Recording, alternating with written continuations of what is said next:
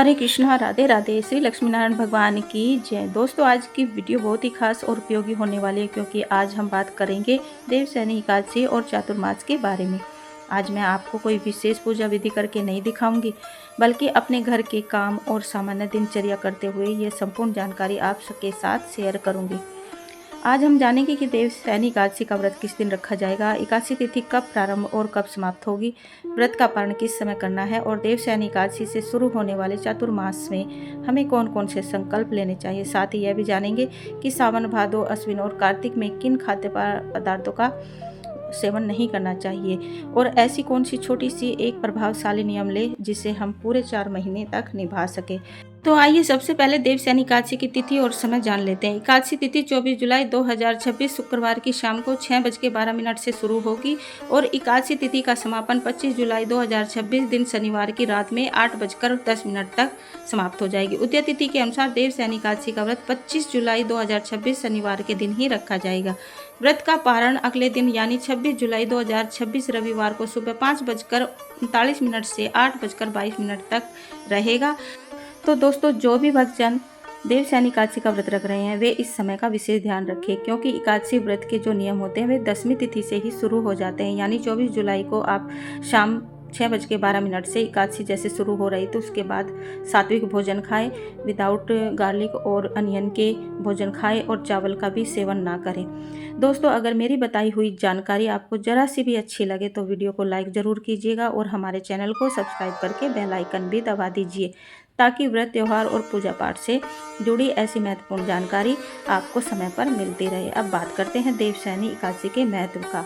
मान्यता है कि देवशयनी एकादशी के दिन भगवान श्री हरि विष्णु 4 महीनों के लिए क्षीर सागर में योग निद्रा में चले जाते हैं और इसी दिन से चातुर्मास की शुरुआत हो जाती है। चातुर्मास यानी 4 महीने, जैसे सावन, भाद्रपद यानी भादो, अश्विन और कार्तिक। इन 4 महीनों में कोई भी शुभ मांगलिक कार्य नहीं होते, जैसे विवाह, मुंडन, जनेऊ संस्कार, गृह प्रवेश जैसे बड़े शुभ मांगलिक कार्य सामान्यतः नहीं किए जाते।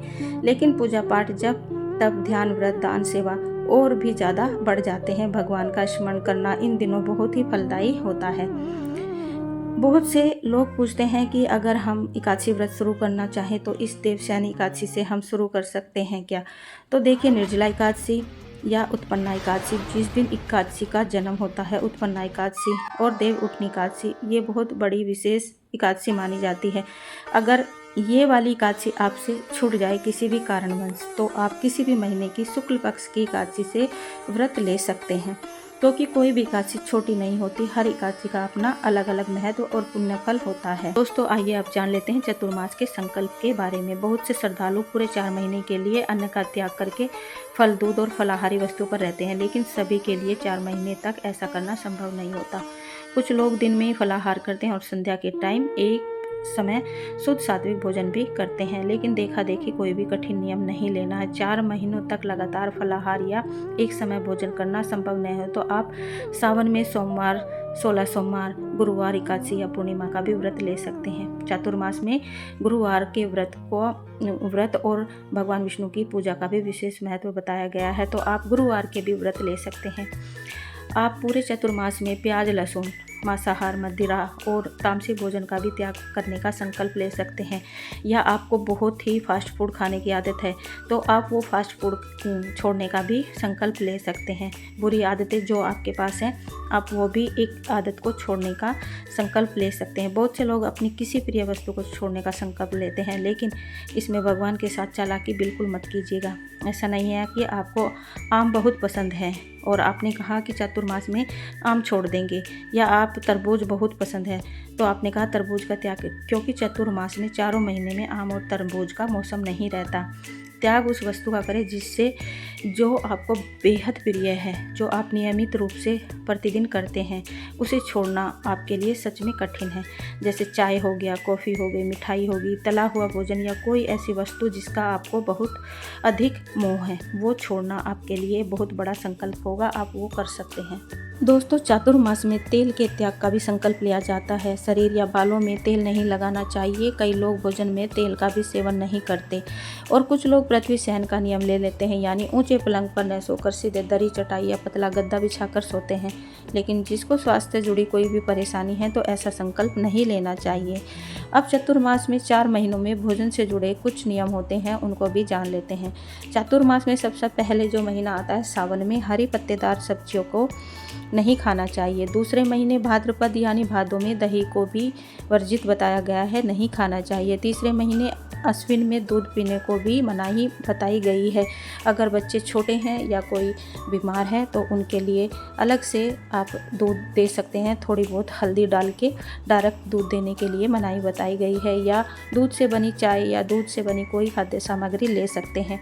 चौथे महीने कार्तिक में द्विदल दालों जैसे उड़द और चने आदि दालों को भी नहीं खाना चाहिए, या राई से सेवन, जो राई से बनी हुई कोई भी खाद्य सामग्री होती है उसके लिए भी मनाही बताई गई है। लेकिन जैसे बच्चे हैं, गर्भवती महिलाएं हैं, वृद्ध हैं, तो उनके लिए दाल का सेवन तो बहुत ज़रूरी होता है।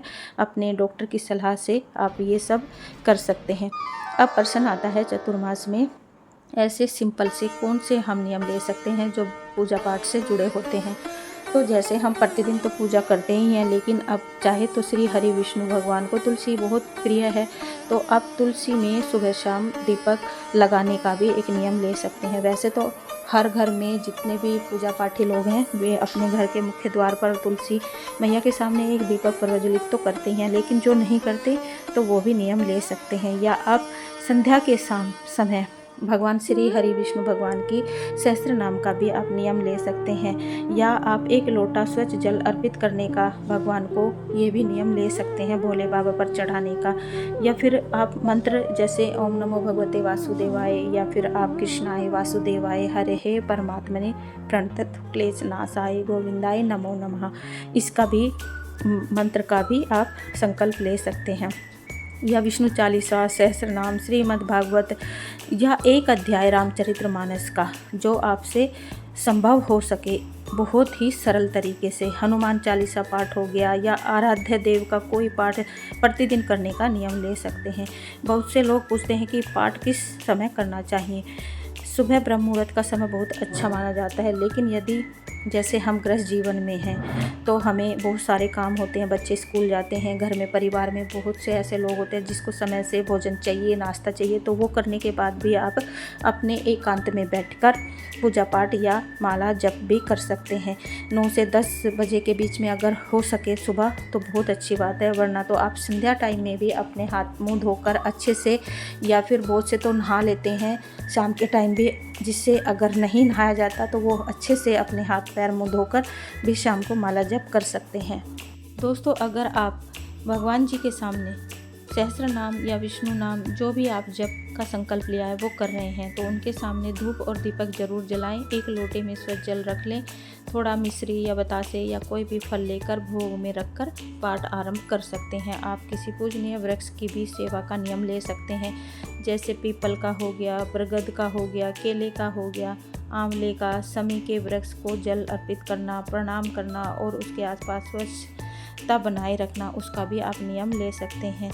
आप स्वयं भोजन करने से पहले किसी जीव या पक्षी के कुछ खिलाने का भी संकल्प ले सकते हैं। पक्षियों के लिए दाना और पानी रखने का भी संकल्प लें। चींटियों के लिए थोड़ा सा आटा रखें और अपनी सामर्थ्य के अनुसार पशु पक्षी की सेवा का भी संकल्प ले सकते हैं। यह दोस्तों, आप प्रतिदिन या सप्ताह में किसी एक निश्चित दिन दान करने का भी नियम ले सकते हैं। दान बहुत बड़ा आवश्यक नहीं होना चाहिए, जितनी आपकी सामर्थ्य है उसके हिसाब से आप दान कर सकते हैं। किसी दिन 1 कटोरी आटा या चावल या फल या चीनी, जो भी आपको लगे कि ज़रूरतमंद को देनी है तो वो भी दान कर सकते हैं। दान हमेशा साफ और उपयोगी करने योग्य वस्तु ही दान करें। चातुर्मास में एक बहुत सुंदर संकल्प अपने माता पिता या बड़े बुजुर्गों के चरण स्पर्श का भी ले सकते हैं। प्रतिदिन या शाम को आप प्रतिदिन सुबह या शाम भगवान के चरण स्पर्श करने के साथ साथ अपने घर के बड़े बुजुर्गों को के भी चरण स्पर्श का संकल्प दिलवा सकते हैं। मैं व्रत के विषय में हमेशा यह भी कहती हूँ, केवल भूखे रहने से ही व्रत पूर्ण नहीं होता। हमने पूरा दिन भोजन नहीं किया लेकिन किसी से कठोर शब्द बोल दिए किसी को अपमान कर दिया, किसी का दिल दुखा दिया या किसी जीव को कष्ट पहुंचा दिया, तो ये भी हमारे व्यवहार में हमें ध्यान रखना है। कोई छोटा हो या बड़ा, हमारी वजह से किसी को दुख नहीं होना चाहिए। अपनी वाणी को मधुर रखें, क्रोध कम करें, झूठ और निंदा से बचें तथा जितना संभव हो सेवा और भक्ति में लगे रहे। दोस्तों, अगर आप चाहें तो चतुर्मास में गुड़ छोड़ने का या घी छोड़ने का भी संकल्प ले सकते हैं। अगर आप गुड़ या शक्कर छोड़ देते हो तो उसमें आपकी वाणी में मधुरता आती है और घी छोड़ने से आपके चेहरे पर भी और आपके अंदर की आत्मा में भी एक चमक आती है। अब एक प्रश्न ये भी आता है कि जब भगवान 4 महीने के लिए योग निद्रा में चले जाते हैं तो क्या हमें अपने घर में विराजमान भगवान विष्णु या लड्डू गोपाल को भी 4 महीने के लिए ढककर सुला देना चाहिए? नहीं, ऐसी गलती मत कीजिएगा। घर में विराजमान भगवान विष्णु, लड्डू गोपाल या अन्य जितने भी पूजित श्री विग्रह दैनिक सेवा पहले की तरह ही चलती रहेगी। उनका स्नान, वस्त्र, भोग, आरती, पूजा बंद नहीं होनी चाहिए। महिलाओं के मन में एक सवाल यह भी आता है, यदि पूरे 4 महीने का हमने संकल्प ले लिया, हर महीने कुछ दिनों तक प्रत्यक्ष पूजा नहीं की जाती तो क्या संकल्प टूट जाएगा? इसमें घबराने या स्वयं को दोष देने की आवश्यकता नहीं है। भगवान हमारी परिस्थिति स्थिति सब जानते हैं। अपनी पारिवारिक परंपरा के अनुसार उन दिनों घर में किसी अन्य सदस्य से दीपक, भोग या जल अर्पित करवा सकते हैं। बस मेरा इतनी ही कहना है कि अगर चतुर्मास का उद्देश्य केवल खाने की वस्तुओं या छोड़ने का नहीं है या व्रत का नहीं है, हमारा उद्देश्य है अपनी वाणी पर, अपने मन पर, अपने व्यवहार में नियंत्रण रखना। यदि इन 4 महीनों में हमने अपने क्रोध पर नियंत्रण कर लिया और अब किसी ज़रूरतमंद की सहायता कर दी या किसी पशु पक्षियों को भोजन दे दिया या हमने किसी कष्ट वाले आदमी को थोड़ी सी सहायता करके उसे पूर्ण रूप से संतुष्ट कर दिया, तो यही हमारी सबसे बड़ी श्री हरि के चरणों में भक्ति है। दोस्तों, घर में काम और अपनी सामान्य दिनचर्या करते हुए चतुर्मास से जुड़ी यह महत्वपूर्ण जानकारी आपके साथ मैंने शेयर की है। आपको अगर वीडियो पसंद आए तो लाइक ज़रूर कीजिएगा, कमेंट कीजिएगा और चतुर्मास का कौन सा नियम या संकल्प लेने वाले हैं ये भी जरूर बताइएगा। जय श्री कृष्णा, राधे राधे।